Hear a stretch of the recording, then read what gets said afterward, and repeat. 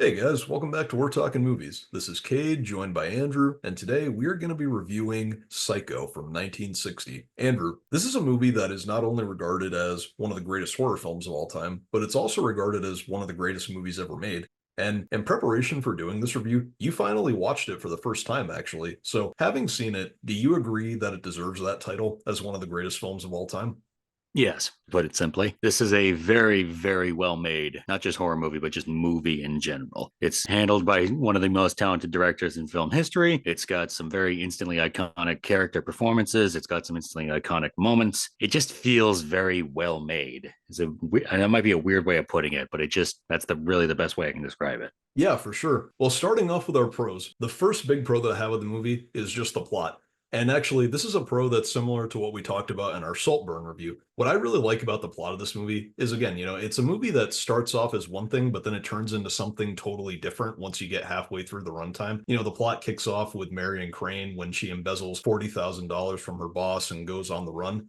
At that point, it seems like this is going to be some type of thriller slash road trip film about this woman as she tries to flee. However, when she finds the Bates Motel and meets Norman Bates, the movie takes such a turn at that point. She's murdered, and the movie turns into a horror film. And on some level, I think it also becomes kind of a mystery story in some ways. I mean, I would say so. A good chunk of the final act of the movie is Detective Arbogast investigating Marion Crane's disappearance alongside her sister. So I definitely would agree that it's a mystery film on top of a horror film. Yeah, not only that, but we also lose the character who we thought was going to be our protagonist. Turns out we're totally mistaken when it comes to who we thought the movie was going to be about. After she's murdered, we follow other characters like her sister Lila, Marion's boyfriend Sam, as they try to figure out where she is and what happened to her. And I think that this is a storytelling strategy that might be kind of risky, especially if it's not executed properly. Following one character throughout the first half and then following someone else entirely during the second half. This is something that I think some movies haven't always achieved as well, but that is not the case with this movie, and I think it pulls it off really great. No, it really does because like you said, it's kind of a tale of two halves, but they are tied together very well. And the fact that you've got this one main character kind of serving as the backbone of the home, kind of tying them together in Norman Bates, I think is what allowed it to be pulled off so well. Well, and actually, here's a question just regarding the plot of the movie. So, this is also regarded as the movie that kind of started the slasher genre. And the slasher genre, I think, is somewhat of a complicated genre because it's had many hits and many misses. For you as an audience member, having seen the movie finally, what do you think that this movie does better than so many other slasher films? I think it does a very good job. And again, what sets it apart, I think number one is it does a really good job in making you feel for the main victim in this case, Marion Crane, because she's she's kind of just this sort of everyday 9 to 5 working girl. She doesn't really seem to ever get the breaks in life that people really want. So you kind of do feel for her. And yes, while her methods are questionable, you do still feel sympathetic for her. So the fact that she does get killed off in such a grisly way, because again, you do really care for the victim. And in other slashers, that's not really the case. You tend to care more about the killer than the killed. Yeah, and speaking of some of the characters, why don't we get into the performances? Because that's definitely a pro. The first performance that we have to talk about is definitely Anthony Perkins as Norman Bates. I think Anthony Perkins does such a great job making Norman seem like such a likable and pleasant person when we first meet him. Although it still seems like there's something off about him right from the start. He still seems innocent and pleasant to a degree, but you can also tell that he's this very tortured person, and that comes from the abuse that he's suffered from mother, who we eventually find out is a split personality. And although he comes off very decent, there's still something really unsettling about his performance and presence, which I really like. Yeah, there's a very strong awkwardness that comes across as really creepy. He gives off the vibe of somebody who has clearly been under the thumb of a domineering parental figure, and which in this case turned out to actually just be his lit personality. But he's clearly trying to be normal, but he's just not quite normal enough, and that is what makes him really creepy when he's in that mode. And then when he's in mother mode, he's got this very creepy, very maniacal edge to him, the voice changing and the 1,000 yard stare into the distance, and it's just Yeah, and there are also a lot of other good performances in the movie. There's Vera Miles as Lila, John Gavin as Sam, Martin Balsam as Arbogast. Although another standout is definitely Janet Leigh as Marion Crane. In fact, when we see her on the run during the first half of the movie and when she finds the Bates Motel, I love the brief amount of time that we get between Marion and Norman. In those scenes that we see between them, we get a lot of iconic lines like, a boy's best friend is his mother, or we all go a little mad sometimes. And aside from that, I really do like the chemistry that both Janet Leigh and Anthony Perkins had together.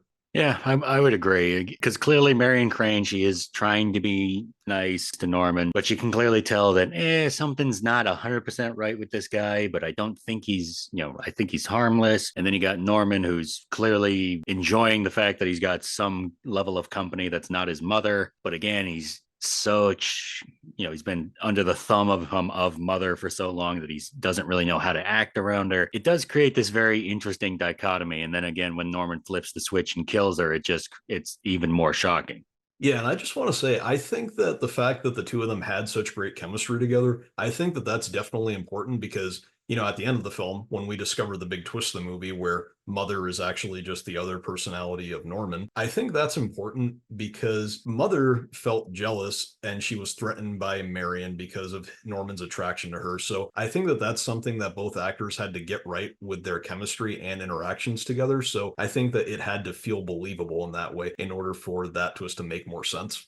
Exactly, yeah. Because again, it's that sheer dichotomy between Norman, how he's portrayed, and how Mother is. Because again, it's that old line like, "Oh, she wouldn't hurt a fly." Again, Norman, he seems harmless. Again, a little socially awkward, but it seems harmless. And then he's got this other side to him where he's committing these atrocious murders. Yeah, and another pro for me is definitely just the Bates Motel. The Bates Motel, in my opinion, is one of the most iconic locations in the history of horror cinema.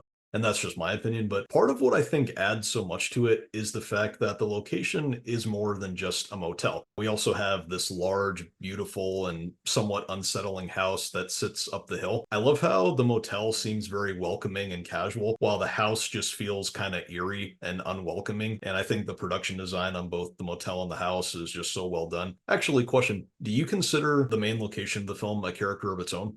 I would actually. And my main thoughts on that is kind of like how you were putting it, just the sheer dichotomy between the, pretty warm and welcoming motel. It's well lit and it seems cozy. It's got this big welcoming neon sign. And then obviously off in the distance, you got the Bates house, which is dark and decrepit and almost got this more gothic style to it. It looks like something like a vampire would live in. Yeah, definitely. And another big pro of the movie, I know that this is one of your pros, is just definitely the plot twist where we discover how Norman is actually the one committing all these murders. I love the plot twist of this movie. I think that it's honestly one of the best plot twists ever. I think it's up there with other plot twists like Fight Club, Usual Suspects, Empire Strikes Back, Memento, and many more. And one of the reasons I think it works is because the movie is very subtle about it. And what I mean by that is, this relates to the scenes where we see Mother attacking and killing all these people, and we never see the killer's face, or when we see Norman carrying her downstairs to the cellar.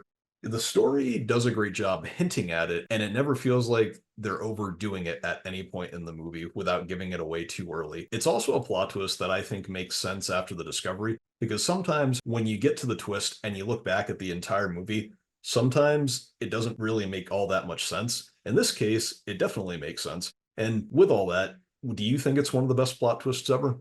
I would, and I'm going to kind of just parrot what you said. It does a very good job at covering its tracks, but still feels earned. Like when you think about it, like, oh, how could a very old, withered woman overpower all these people and then also disappear into the shadows so quickly? But on the other hand, it's like, well, I mean, we clearly see a killer with a sort of women's hairstyle. And we constantly hear her talking down to Norman and kind of, just browbeating him all the time. And he does have to carry her down the stairs, like, I'm going to lock you in the cellar. I can't let you do this kind of thing. So it does do a good job of presenting that. But then again, you do also get the idea of, oh, maybe it's not possible, but then maybe it is. It does a very good job at kind of making you guess. And obviously, we're watching it in 2024. We already know the twist in advance. So maybe it doesn't hit as hard. But if you were watching this in 1960, I'm sure this probably shocked the hell out of any audience that saw it. Yeah, for sure. All right, well, before we move on to our cons, do you have any other pros you wanted to talk about? Well, I have two. I need to highlight number one, the score. by Bernard Herrmann. Usually horror movies get very dark and, slow, foreboding, death tolls when it comes to scores. Bernard Herrmann, however, does basically the exact opposite. It's this sort of faster paced, almost carnival sounding main theme. So it kind of fits the sort of insane, some of the ideas this movie deals with of mental illness and, multiple personality. It just feels off and scary. And was actually so well received that it was later basically remixed to become the theme for Reanimator. Yeah, and actually, when comparing it to some of the other iconic horror scores, like the ones from Halloween or from The Exorcist, do you think it could compete with those? I do. I would still say that Jaws or Halloween is probably the most iconic of all time because they benefit from being actually quite simple arrangements of music when you really think about it. But this is easily amongst the best, and it really does still hold up. Again, it's just got such a creepy feel to it because again, it's almost carnival sounding. Again, it's like calliope sounding. And then last one I just got to talk up. Let's talk about the instantly iconic kill in this movie. Let's talk about one of the most famous scenes in film history, the shower scene. It's just so simple, but it's so well done. I love how it's shot. I love that shot of the blood going down the drain, which funnily enough was actually done using chocolate syrup because that actually was what they used at the time period to simulate blood on camera because it actually looks pretty damn similar in black and white. And then part of it that I don't think gets enough love is then Norman discovering it and trying to clean it up afterwards and how it's shot from above almost. Yeah, that's definitely the most iconic scene in the entire movie. But regardless of that, why don't we move on to our cons with this movie? Do you want to start? Yeah, I have one. It's kind of nitpicky. I don't like the ending scene in this movie. Now, I am not talking about Norman in jail with that iconic 1,000-yard stare into the camera and the creepy grin and the internal monologue from Mother. I love that. I love all of that. I don't like that the final shot in this movie is them pulling Marion Crane's car out of the pond. I just feel like it's not as, how do I want to put this?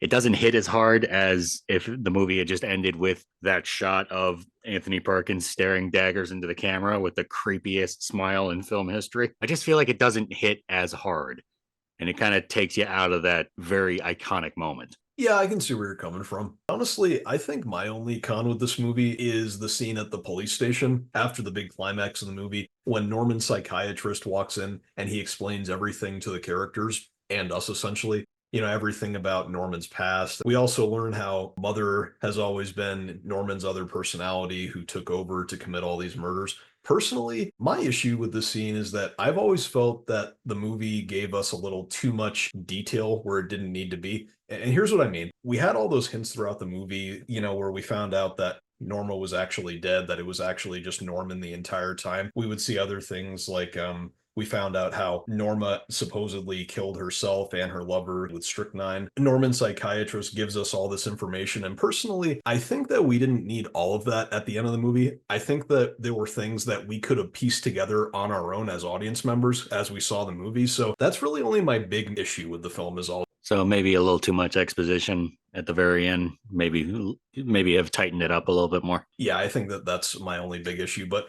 that doesn't ruin the movie at all. It's still an incredible film. That's just my only nitpick with the film. But to close this off, on a scale of 1 to 10, what would you give this movie? This is still a really good movie. It's a reason why it's considered one of the greatest of all time. Just because of how I didn't like the final shot, I can't give it a full perfect score. But I think I'm going to give it a 9.5.